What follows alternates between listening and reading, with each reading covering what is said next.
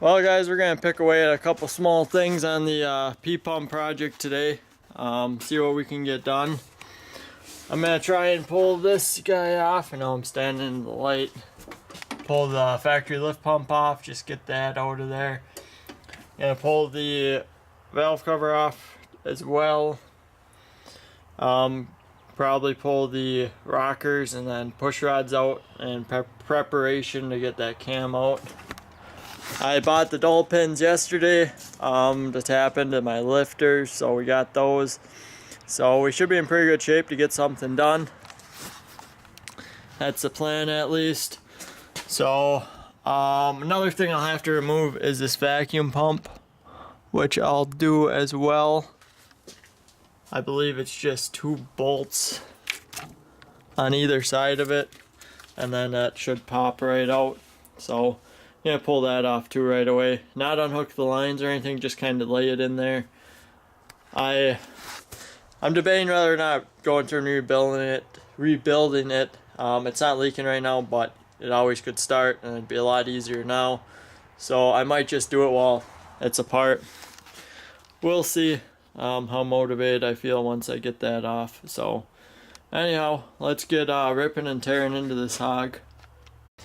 Alright guys, kind of left off last night. It's now Friday and we're back at her. Got busy real quick, so I couldn't finish up anything last night. But here's where we're at. Got the vacuum pump and whatnot off. Got my lift pump and bracket off, and pulling the valve cover right now. I'm also probably going to pull the computer off and the tappet cover, just so we can see what we're doing with the dowel pins a little bit better. So just loosening these up, and then we're going to pull this bad boy off and see what we got going on. Alright guys, we pulled the valve cover off now, and I'm going to go through and pull every single one of these out and probably keep them in order, although it shouldn't really matter, but I'll keep them in order anyway. And then we're going to pull the computer off of there, and then pull the tappet cover off and see if we can't get the dowel pins pounded in there and pulled up. So let's see how this goes. Well guys, I kind of got carried away and pulled the rockers and push rods out along with the computer, and now we can see the lifters down in there. So these are the ones I got upside down. You're gonna want a 1/2 inch and I believe 12 inches long, both same length as the push rods. So here it is. What I'm gonna do is sand down this end just slightly, so it's not such a sharp edge on there. And then I'm gonna make sure it's super clean, that there's no dust or anything on it. And I'm gonna send it down there, and we're gonna try tapping her in and see how this works. I have never done this before, so it's new to me as well, but let's see how it goes. Alright, so we're gonna push her in right down through there, line it up. I'm just gonna tap on it gently, and I just tried this before, and then lift her right up. So I'm gonna go through and do that to all these, and then we'll see if we can't pull this cam out of here. Good morning guys, it's a beautiful Saturday morning, not a cloud in sight. Absolutely beautiful day out here. And here's how far we got. I have been working on this past 2 days or so, filming on and off, so it's been kinda hard to really put together a video when you're doing a little bit at a time. So I'll probably add this all into one video, or not really sure how I'm gonna do it yet, but that's not the point of this video. Today we're gonna pull the cam out, hopefully pull the timing cover off or case off, and then put the 12 valve timing case on, and then stuff the cam back in there. So that's the plan. Hopefully it goes just as easy as that. So what we're gonna do is we gotta find top dead center and cylinder number 1. So what I did is I ran to Harbor Freight, which I don't like to do, but they're the only place in town that had this stuff. So I got my base and then my dial indicator. So I'm going to pull this first injector out, and just to clear some things up, the motor doesn't need to be this far apart to do this. Of course, you could, well, you can have all your rockers and push rods on there. That doesn't really matter. The pump can be on there, you know, everything can really be on here. It's only taken off because of the PPump swap, of course, but it does make it a little bit easier to show you guys what's going on. Anyhow, so I bought that stuff. We're gonna see how well it works. I mean, hopefully it works, but we're gonna pull this first injector out, and I'm gonna get a rod, or maybe I'll just use a screwdriver or something, sit down there on the piston, and then I'm gonna bring the piston up on its compression stroke with the indicator on the screwdriver or rod or whatever I find that works well. I'm then going to find the top. I'll probably go 5 degrees less before it maxes out, and then 5 degrees past that, or not 5 degrees, but 5 thousandths, I should say. And then the point between there will be top dead center exactly. So that's the plan. Now on 12 valves they have a timing pin, and they should have marks on the gears.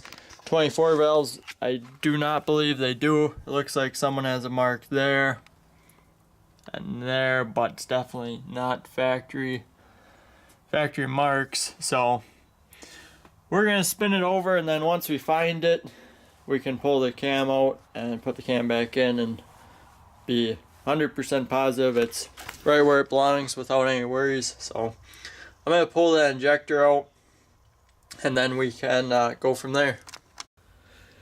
Alright guys, so I got it on its compression stroke right now, and how you can do that is watch your push rods. You know, they're not really push rods, but we'll just call them that for the sake of this. You can watch your exhaust one will go up all the way, and then we'll go down, and as it's going down, you'll see your intake one start to open. When your intake one goes all the way up and then back down, right after that, the piston, right after that happens and the piston starts going back up, that'll be your compression stroke. And one way you can, you know, kind of verify this is if it's on the compression stroke and your rockers were on there, both your valves would be closed, and if you turned it over, you know, slightly quicker, it'd try and push this up on you. So I'm positive it's on the compression stroke right now. And with that being said, I'm going to get my dial indicator, and this is gonna be a two-handed job. I'll set this up and show you what it looks like. Alright, I just got it sitting right here on the intake side of the head. A nice solid base for it. And right now we are just about at 0. This thing is kind of touchy, but should be close enough. So now what I'm going to do is crank it over just a little bit back and forth and see how far it goes. I'm going to go 5 thousandths one way, or maybe 10, and then 10 thousandths the other way, and then mark the different, or in between that, and that will be exactly top dead center. Alright guys, so we got the dial indicator moved out of the way. I got all these held up with a rubber band on there. You can see all the lifters are nice and all the way up. So now I'm going to pull this back off first. I'm going to be sure not to move the timing. Actually, I'll probably put the dial indicator just to make sure it doesn't spin the motor whatsoever. And then we can pull these two bolts out, pull that cam right out of there. Now, I was told that there was no timing marks on a 24 valve, but apparently I believe there are. You can see, if it'll focus, 0 and then the 00 above it. So I believe those are the timing marks. So you must just put that gear right in between them two, and it's top dead center apparently. So I don't know if that's actually what it is, but sure looks like it. Anyways, we know for sure where it is, so I'm gonna pull them bolts and slide the cam out. Well guys, as you can see, there's no more cam in there, and if you can see, it's not really picking it up too well. You can barely make it out down in there. I think I can get it. I'm gonna try with a magnet quick, see if I can't get it out of there, so wish me luck. Well, there it is. It's a good day. I don't have to pull the oil pan off. All that can stay on because this piece came out.